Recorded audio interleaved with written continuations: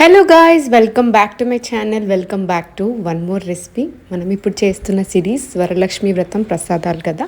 Already మనం ఇదివరకే 2 ప్రసాదాలు చూసాము, దద్దోజనం ఇంకా పరమాన్నం. ఈరోజు పులిహోర, అది కూడా టెంపుల్ స్టైల్ పులిహోర ఎలా చేయాలో చూద్దాము. ముందుగా దీనికోసం అయితే ఇక్కడ జీలకర్ర, ఆవాలు, ధనియాలు, మెంతులు, నువ్వులు ఇంకా ఎండుమిర్చి, వీటన్నిటినీ కూడా సేమ్ క్వాంటిటీ అంటే నేను ఒక 1 టేబుల్ స్పూన్ తీసుకున్నాను.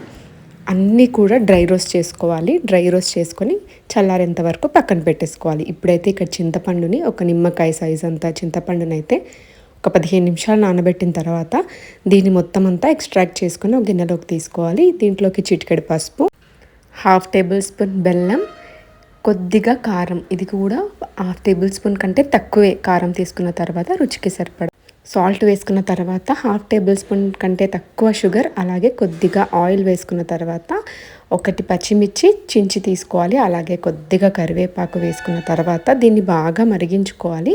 ఇక్కడైతే మనకి ముందు ఫ్రై చేసుకున్నది కూడా చల్లగా అయిపోయింది. ఇప్పుడు దాన్ని మిక్సీ చేసుకుందాం. అలాగే స్టవ్ పైన ప్యాన్ పెట్టేసుకొని 2 నుంచి 3 టేబుల్ స్పూన్ల వరకు ఆయిల్ వేసుకున్న తర్వాత ఆయిల్ హీట్ ఎక్కిన తర్వాత 2 పచ్చిమిర్చి, 2 ఎండుమిర్చి, కొద్దిగా పల్లీలు, ఇవి బాగా ఫ్రై అవ్వాలి. జీలకర్ర, ఆవాలు ముందుగా వేయకూడదు, ముందుగా వేస్తే తొందరగా మాడిపోతాయి. ఇప్పుడు 1 టేబుల్ స్పూన్ వరకు మినప్పప్పు, శనగపప్పు, మీకు నచ్చితే ఇంకొంచెం ఎక్కువ కూడా వేసుకోవచ్చు. ఇవన్నీ బాగా ఫ్రై అవ్వాలి.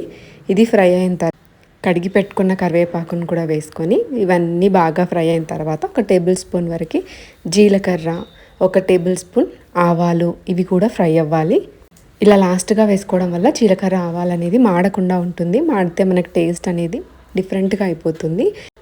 ఇవన్నీ ఫ్రై అయిన తర్వాత చిటికెడు పసుపు, అలాగే పులిహోరలో ఖచ్చితంగా ఉండాల్సింది హింగ్ కొంచెం ఎక్కువగానే వేసుకోవాలి. ఇవి ఫ్రై అయిన తర్వాత మనం దీంట్లోకి ముందు చేసి పెట్టుకున్న పౌడర్ ఉంది కదా, జీలకర్ర, ఆవాలు, అవన్నిటినీ కూడా మనం దీంట్లోకి యాడ్ చేసుకోవాలి.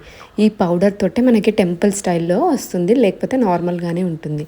ఇప్పుడు ఈ పౌడర్ వేసుకున్న తర్వాత ఇలా మనకి ఆయిల్ పైకి వచ్చేంత వరకు అయితే చింతపండునైతే మరిగించుకోవాలి. ఇప్పుడు రెడీ అయిపోయింది. ఈ పోపు చింతపండు రసాన్ని కూడా వేసుకోవాలి. నేను కొంచెం పల్చగా చేశాను, ఎందుకంటే ఇప్పుడు మనం దీంట్లోకి చింతపండు రసంలోకి ఈ పోపుని మరిగించుకుంటే ఇంకా చిక్కబడుతుంది. లాస్ట్గా మనం ఆల్రెడీ ముందు 1/2 టేబుల్ స్పూన్ ఉప్పు వేసాం కదా, ఇప్పుడు కొంచెం రుచికి సరిపడా ఇంకొక 1/2 టేబుల్ స్పూన్ వేసుకున్న తర్వాత ఇలా దగ్గరగా అయ్యేంత వరకు ఉడికించుకోవాలి. ఇక్కడ ముందుగానే అన్నాన్ని వండి పెట్టుకొని ఇలా పుల్లలుగా వచ్చేంత వరకు అయితే ఆరబెట్టుకోవాలి. పులిహోరకి ఎప్పుడైనా మెత్తగా ఉంటే టేస్ట్ అంతగా బాగోదు.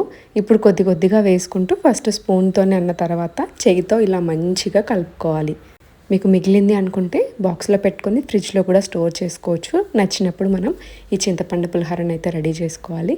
చూసారు కదా, మనకైతే ఇక్కడ టెంపుల్ స్టైల్ చింతపండు పులిహోర అయితే రెడీ అయిపోయింది. చేయడం కూడా చాలా సింపుల్ కదా. పౌడర్ కూడా మనం అప్పటికప్పుడు చేసుకుంటేనే మనకి ఆ రుచి అనేది చాలా బాగుంటుంది. అలాగే చాలా తక్కువ టైంలో కూడా మనము ఈ చింతపండు పులిహోరను అయితే రెడీ చేసుకోవచ్చు. ఇప్పుడైతే మనము చిన్న గిన్నెలో తీసుకొని అమ్మవారికి అయితే పెట్టేసేయచ్చు. ఐ హోప్ మీకు అందరికీ వీడియో నచ్చిందని అనుకుంటున్నాను. ఈసారి ట్రై చేసేటప్పుడు ఈ పద్ధతిలో ట్రై చేయండి. చేసిన తర్వాత ఎలా ఉంది అని చెప్పడం మాత్రం అస్సలు మర్చిపోకండి. కామెంట్స్లో మెన్షన్ చేయండి. అలాగే ఇంకా వేరే ప్రసాదాల రెసిపీస్ కూడా నేను అప్లోడ్ చేశాను. మీరు ఇంకా చూడకపోతే ఒకసారి చెక్ చేయండి. ఇంకా మరిన్ని వీడియోస్ కోసం అయితే సబ్స్క్రైబ్ చేసుకోవడం అస్సలు మర్చిపోకండి. అలాగే బెల్ ఐకాన్ని క్లిక్ చేస్తే నేను వీడియోస్ పెట్టగానే మీకు నోటిఫికేషన్ అనేది ఆన్ అయిపోతుంది.